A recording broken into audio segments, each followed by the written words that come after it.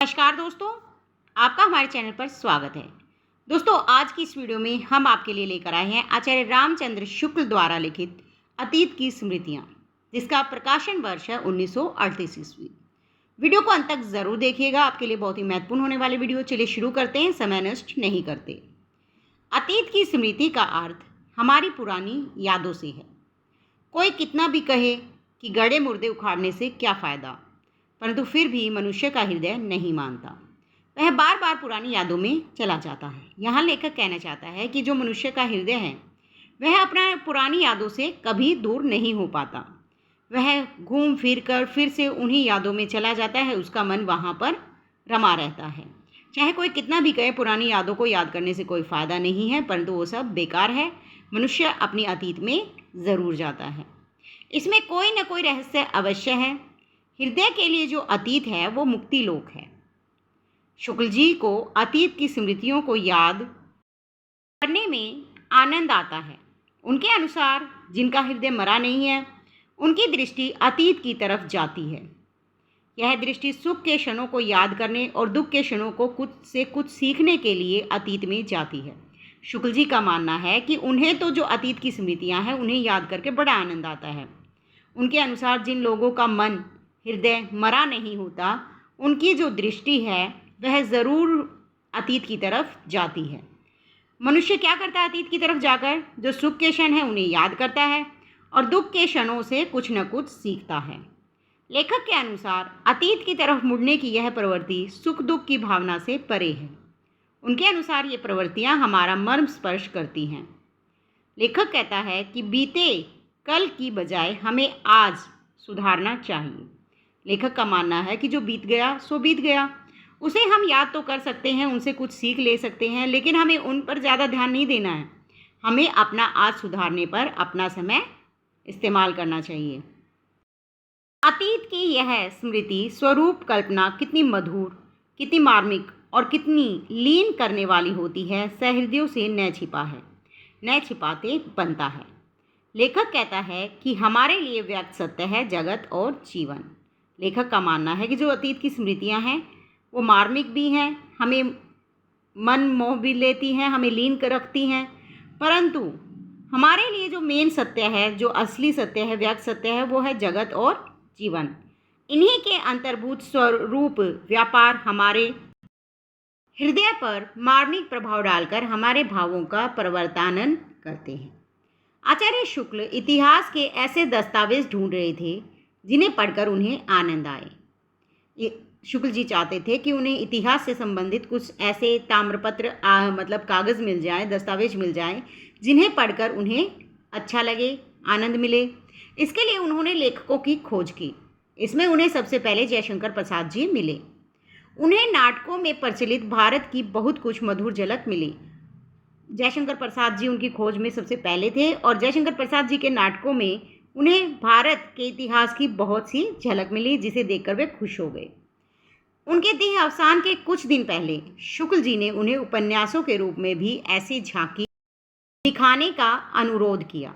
इससे पहले कि जयशंकर प्रसाद जी की मृत्यु हो, उससे पहले ही शुक्ल जी ने उन्हें कहा कि जिस तरह से वे नाटक में भारत के इतिहास को दिखाते हैं वैसे ही उपन्यासों में भी उन्हें दिखाए, परंतु वे अपना यह कार्य पूरा नहीं कर पाए और जयशंकर प्रसाद जी की जो है वो मृत्यु हो जाती है। जयशंकर प्रसाद जी इस विषय में ज़्यादा कार्य नहीं कर पाए। इसके पश्चात महाराज कुमार श्री रघुवीर सिंह जी की ताजमहल और एक स्वप्न की शेष स्मृतियाँ उनके सामने आई। जयशंकर प्रसाद जी के बाद उन्हें जो पसंद आया वो थी महाराज कुमार श्री रघुवीर सिंह जी की रचनाएं, ताजमहल, एक स्वप्न की शेष स्मृतियाँ। महाराज कुमार की दृष्टि से इनमें भारतीय इतिहास के मध्यकाल पर रमी है। जो महाराज कुमार की दृष्टि थी, इन दोनों ही कृतियों में भारतीय इतिहास के मध्यकाल पर रमी हुई है। महाराज कुमार के हृदय में भाव सागर देख शुक्ल जी बहुत खुश हुए।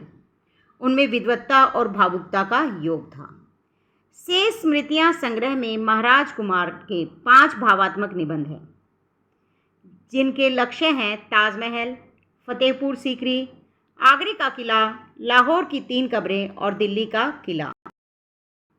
ये 5 स्थान मुगल सम्राटों के ऐश्वर्य, विभूति, प्रताप आमोद प्रमोद, भोग विलास, साथ साथ उनके अवसाद, विषाद, नैराश्य और घोर पतन के भी स्मारक हैं। कुमार जी ने ताजमहल, फतेहपुर सीकरी, आगरे का किला, लाहौर की 3 कब्रें और दिल्ली का किला जो है वो मुगल सम्राटों के ऐश्वर्य, आमोद प्रमोद, भोग विलास के साथ साथ उनके अवसाद, उनके पतन के भी स्मारक बताए हैं।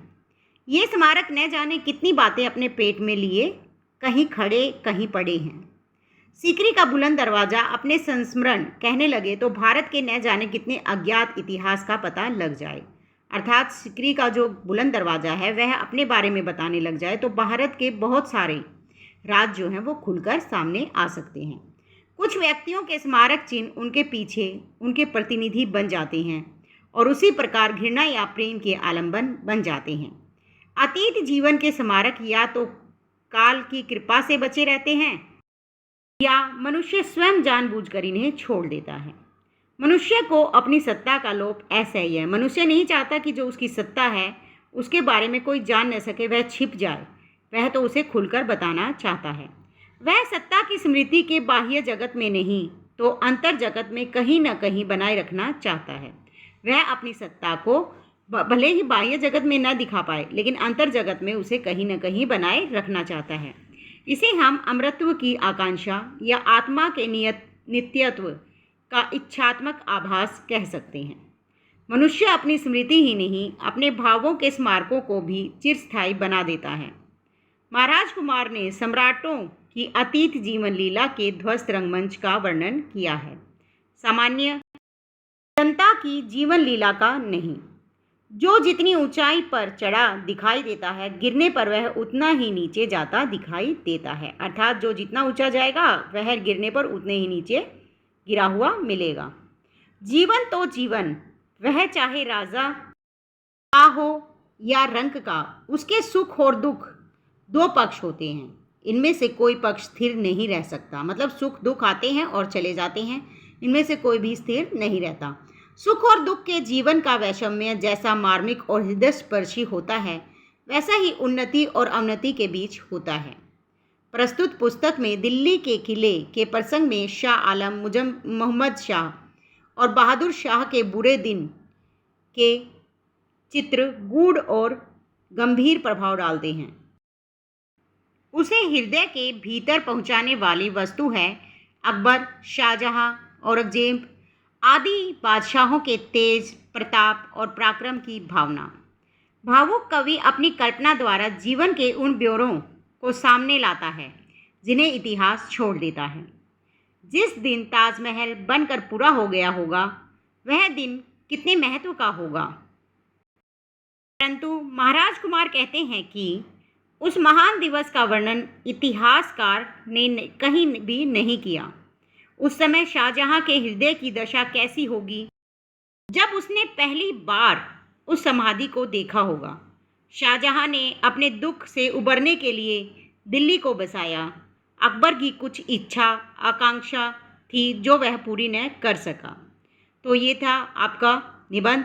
दोस्तों वीडियो अच्छी लगी है तो लाइक शेयर ज़रूर कीजिएगा। यदि आप हमारे चैनल पर नए हैं तो चैनल को सब्सक्राइब कीजिए, बेल आइकन प्रेस कर लीजिए ताकि अगली वीडियो का नोटिफिकेशन आप तक पहुंच सके। धन्यवाद।